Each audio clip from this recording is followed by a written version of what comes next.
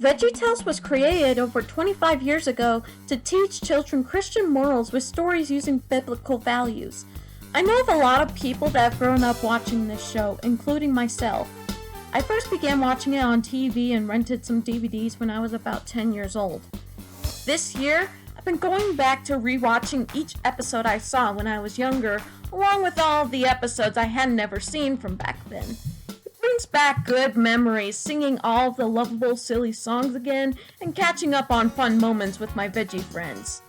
However, looking at it today, I feel like a lot of today's adults underestimate the power in a lot of the morals that VeggieTales teaches. These lessons aren't just for kids, but they're also very important for everyone past that age. We live in a naturally mean and cold-hearted world where we can easily forget the great things we've been taught as kids to help us grow up to be happy and successful people.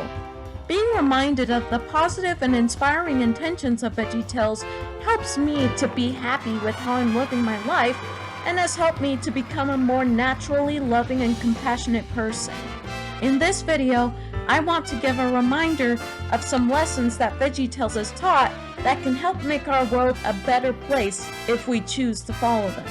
Now, some of you may not agree with the religious beliefs that I or the show has, so a lot of the religious references and talks about God won't be mentioned in this video. However, if any of you are interested in me describing more of this with the religious references, a link is in the description for that version of the video. You may find more inspiration listening to my motivating speeches in that video. Plus, I talk about additional episodes that won't be in this video. Without further ado, here's the top 10 values from VeggieTales that I believe today's adults should remember. Number 10. Sumo of the Opera uses a mix of elements from Karate Kid and the Nawrocki series. Sumo is a Japanese sport that's similar to boxing, where you try to move your opponent out of the ring or get them to touch the ground with more than just their feet. The Italian Scallion, played by Larry the Cucumber, has dreamed to become a sumo wrestler someday. However, his coach doesn't think he'll ever be a sumo because Scallion loves to clown around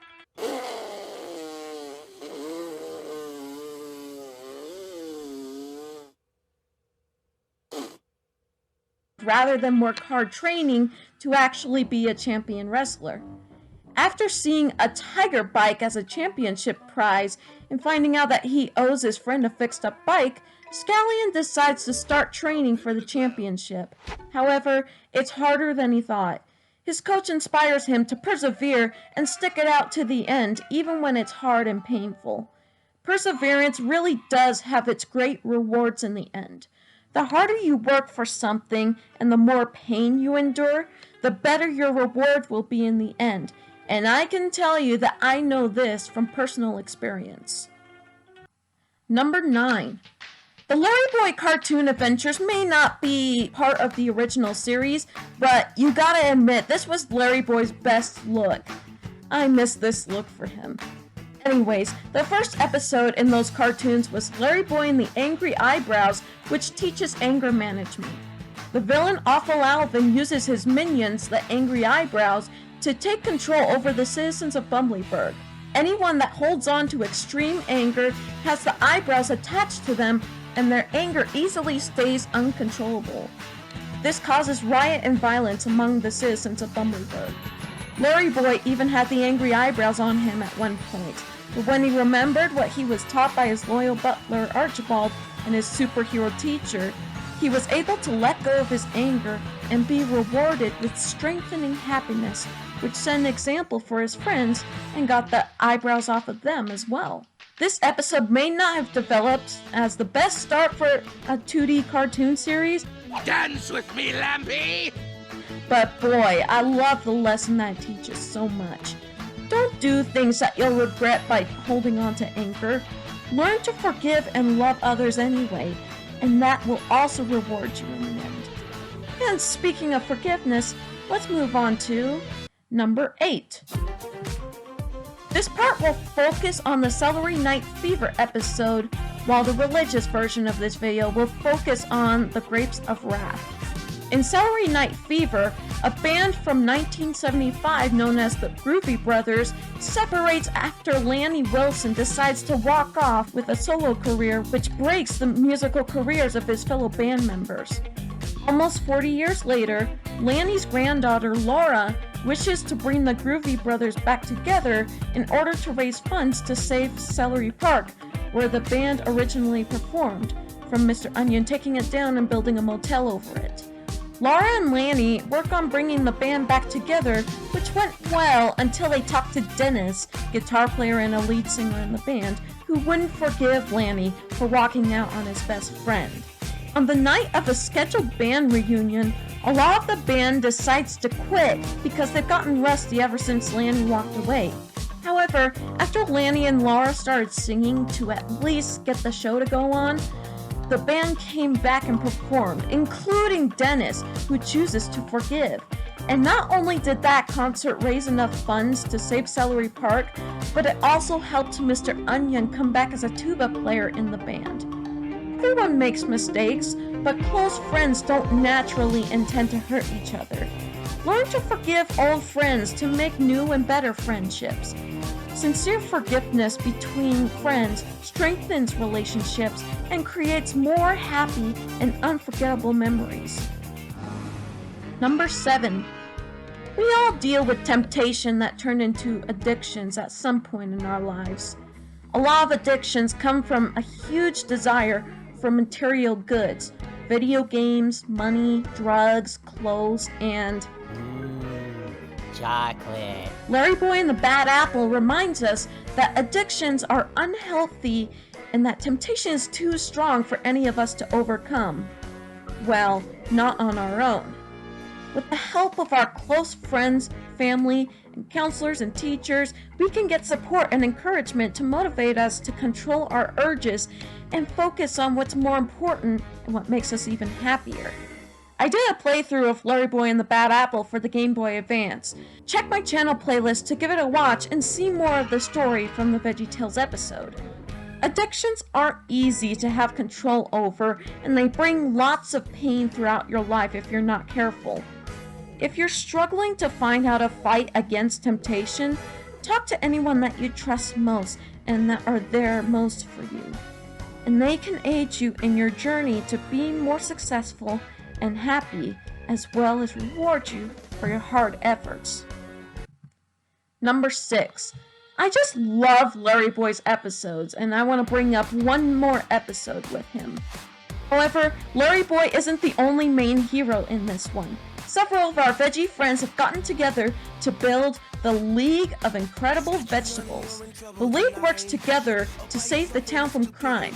Junior Asparagus, who gets easily afraid of a lot of things, wishes he was as brave as the League and is invited to join the League. However, Junior realizes that it doesn't just take a superhero suit to be as brave as a superhero. The villain in the episode is Dr. Flurry, who plans to freeze everyone who quivers in fear. In the process, he attacks the League with their own biggest fears. For Thingamabob, his biggest fear is monkeys. For Vogue, it's bad hair. And for Larry Boy, as well as myself currently, it's balloons popping. Seriously? One reason why Larry Boy is my favorite VeggieTales character is because I relate the most to him, and even to his true identity. Unable to save everyone from being controlled by Dr. Flurry, the League needs to learn to face their fears head-on and be continually exposed to the fear and able to minimize the stress and anxiety from the fear. I've been continually going through exposure therapy to try to conquer my fear of balloons popping. And, as you can probably tell, I've been making progress. I'm even at the point right now where I am willing to blow up balloons and tie them up myself and willingly pop them outside by stepping on them. Whew! I've also conquered several other traumatizing fears because of exposure therapy. When you slowly expose yourself to your biggest fears more and more, little by little, you'll be surprised how far you'll go and how fast your courage can build, much like Larry Boy and the League. For number 5, this version of the video will focus on the penniless princess, which is probably the episode that touches and tugs my heartstrings the most. Sarah Crew is taken into a school for girls while her father goes to war back in Africa. Sarah meets new friends at the school, but isn't treated very nicely by the headmistress over there. Things get even harder as Sarah finds out that her father died in the war. The headmistress gives Sarah the role as a servant, which isn't a highly appreciated role. She sleeps in the attic and can't socialize with her friends. And worst of all, she can't eat anything nor hold her precious stuffed bear to look like a princess compared to everyone else. She keeps acting like a princess! Sarah's close friends were even hurt and separated from her.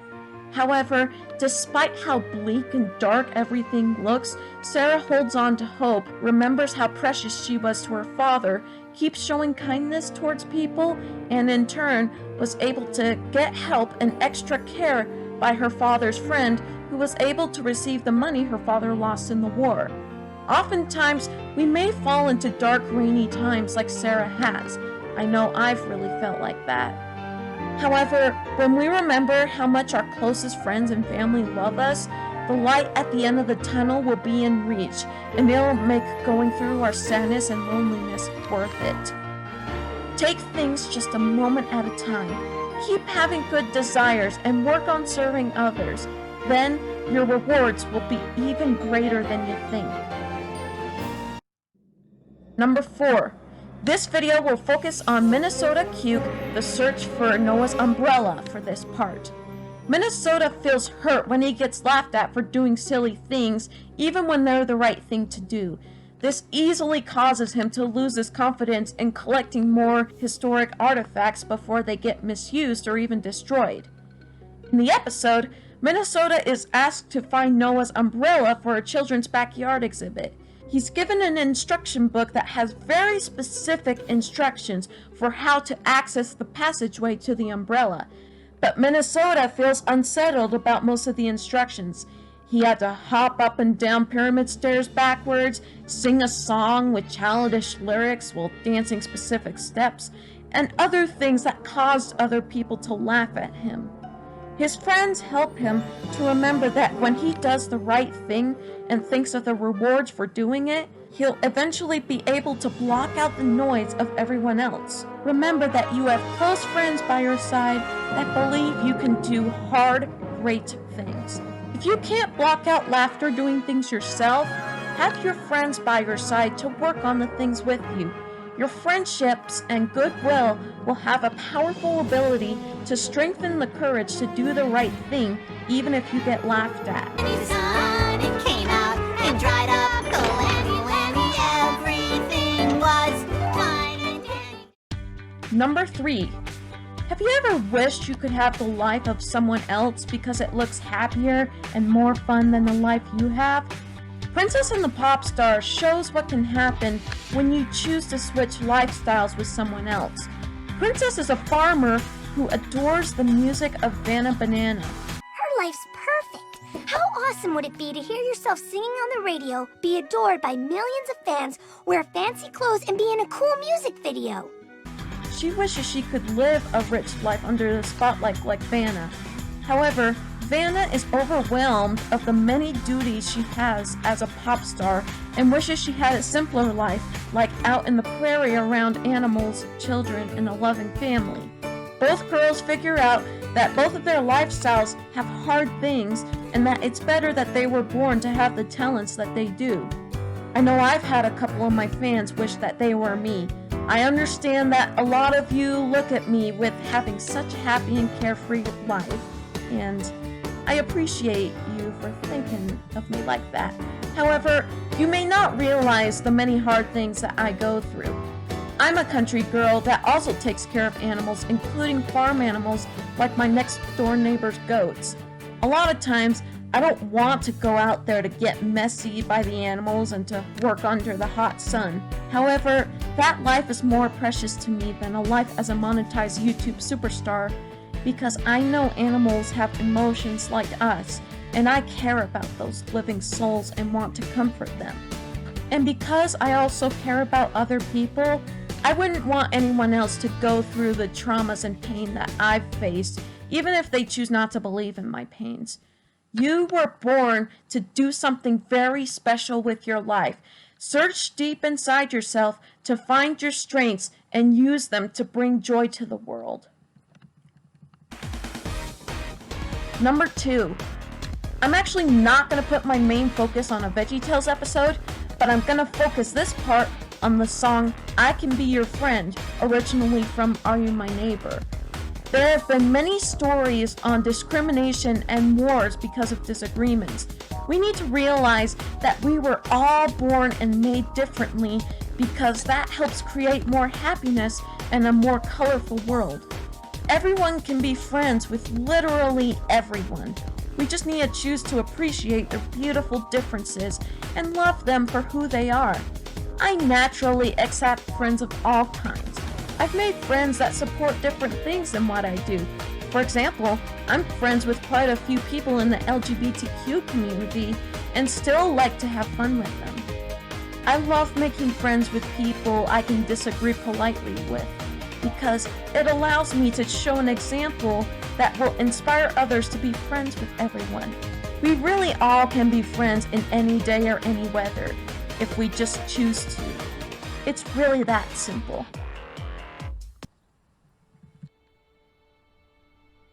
Number 1. There's lately been a major increase in the world suicidal rate and the population falling under depression. Emma! It can be easy to not appreciate how your life has been laid out. One of my top favorite episodes is It's a Meaningful Life. Stuart Green loses a finishing victory in a college football game and gets injured because of it.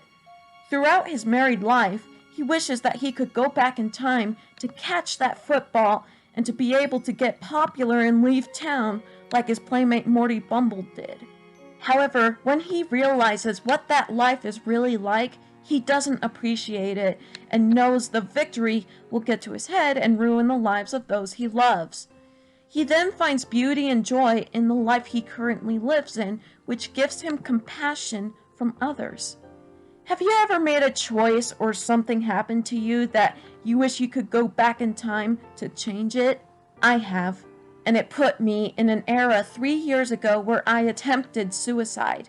However, when I see the wonderful things that have happened because I chose to keep going and brave through it, it actually makes me glad that I'm living this life instead of the life I would be living if the hard event didn't happen or happened differently. I don't think I would have such a love for people and living creatures or have had a lot of my dreams come true if things were different. What would happen if you had only one chance to change an event that affected your life? Would you really be happier? Would you be as strong and successful as you are now? Think about what would happen if you decided to erase your existence. Think about the people that would be affected because of it. Your family and extended family, your friends, acquaintances, maybe a store manager that remembers your name and face and offered you a generous discount, or anyone that served you by working in or around your house or baked some delicious cookies for you.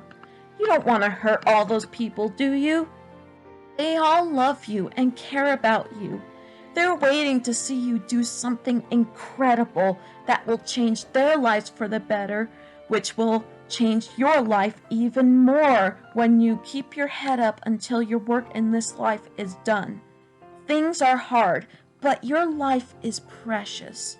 I think your life is precious, so don't give up on me. Don't give up on those you love.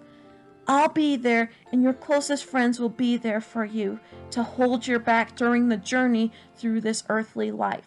Our lives are special because we have each other. This is how you truly see that your life is meaningful.